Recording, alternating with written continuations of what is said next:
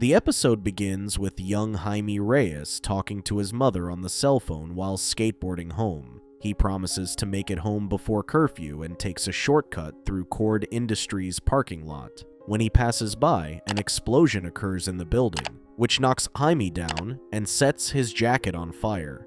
Still stunned by the blast, he picked up a blue object on the ground when it started to move, crawled to his back, and latched to his spine. Suddenly, the object grows, and Jaime's body is covered in armor. Jaime wakes up from this nightmare, still confused, and later finds himself trapped in a containment chamber. The scarab reminds him that he let himself be captured by Aqualad. When he tries to fight his way out, the scarab informs him that the containment pods neutralized all combat systems, including his. Suddenly, an alien appears before him, but when he struggles to understand their language, Scarab provides a translation so he can hear their conversation. The scientist claims that the memory files on Jaime's Scarab are corrupted, and only the data from the last 8 months could be recovered since it fused with the host body. She explains that she was about to review the insertion point, but the ambassador interrupts and tells her that if the Scarab is off mode, they need to perform a reboot. The scientist argues that she'd instead want to assess the cause of the crash to ensure that it won't happen again. Suddenly, a large alien in armor appears, later named Black Beetle, and joins the conversation, claiming that the scientist enjoys playing with her subjects, to which she admits. Later, the ambassador gives Aqualad a tour of the ship and explains that they are a small group of extraterrestrials calling themselves the Reach. He takes them to their labs, where they dedicate most of their research to the human metagene. When asked, the ambassador explains that the metagene is a genetic marker indicating the potential of an individual human to survive catastrophic physical trauma by adapting new abilities. This so-called metagene allows certain humans to develop superhuman powers. Aqualad met with the lead scientist working on the research, who was pleased to meet him, having promised to provide them with several test subjects.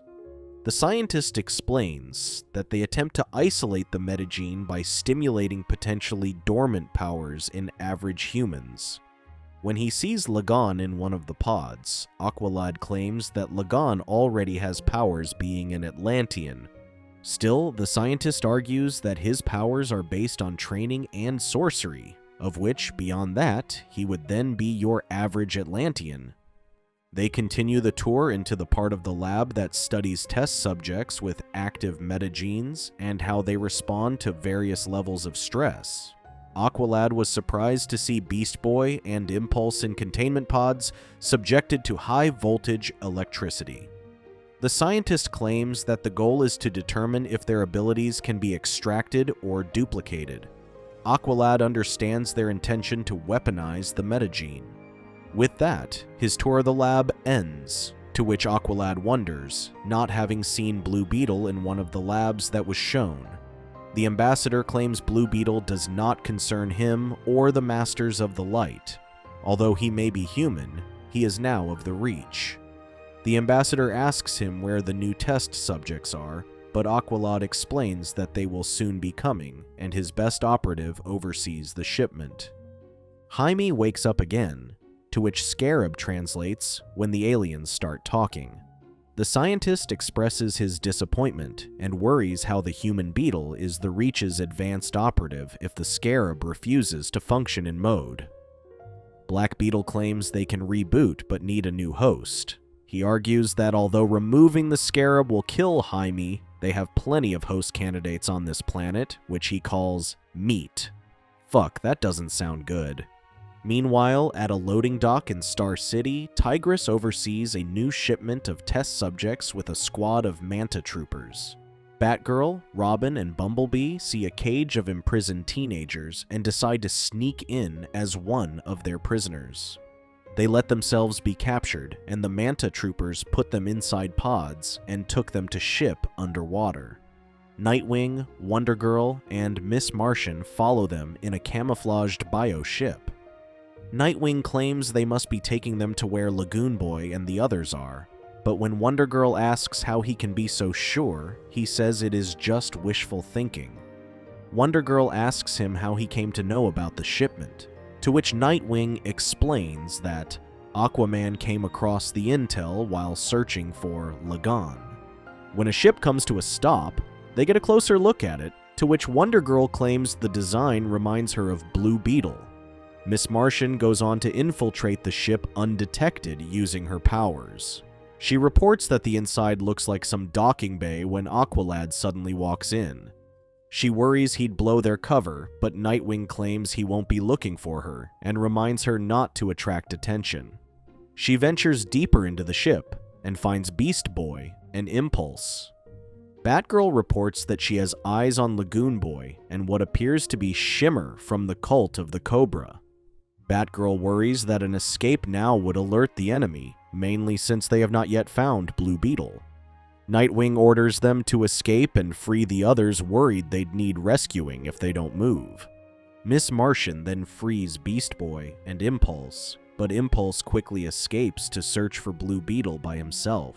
When they come to a corner, Miss Martian and Beast Boy run into Aqualad by themselves, and she then attacks him with her powers, furious about having killed Artemis. Miss Martian sees through his memories and realizes that Artemis isn't dead, and that she assumed Tigress's identity as an undercover agent working for Aqualad. Tigress finds Aqualad in a daze, but when Beast Boy tries to pounce on them, she throws a smoke grenade and escapes. Meanwhile, Impulse finds Blue Beetle and frees him. He explains that he traveled back in time to stop him from betraying the human race, who eventually became the Reach's most ruthless soldier. When the alarms go off, Superboy also breaks his cover, taking out Tigress and a few of the enemy soldiers, clearing a path for Bumblebee and the civilians to escape while Robin and Batgirl cover the rear. When Miss Martian stopped responding, Superboy went to look for her when Black Beetle showed up and trapped them inside a room, preventing them from escaping. Wonder Girl tells Black Beetle to free them, claiming that they outnumber him, but Black Beetle laughs in amusement when she claims they will go easy on him. Even with everyone on top of him, Black Beetle overwhelms them with his armor, taking them all down simultaneously. Damn, this just turned from a rescue operation to a nightmare. When all that's left is Wonder Girl, a half-dazed Miss Martian phases through the wall to see what is happening. Black Beetle sees her and uses his armor to shift the wall's density, causing her to faint. Black Beetle threatens Wonder Girl, saying he can also put her halfway through the door, to which he keeps bashing her against the wall.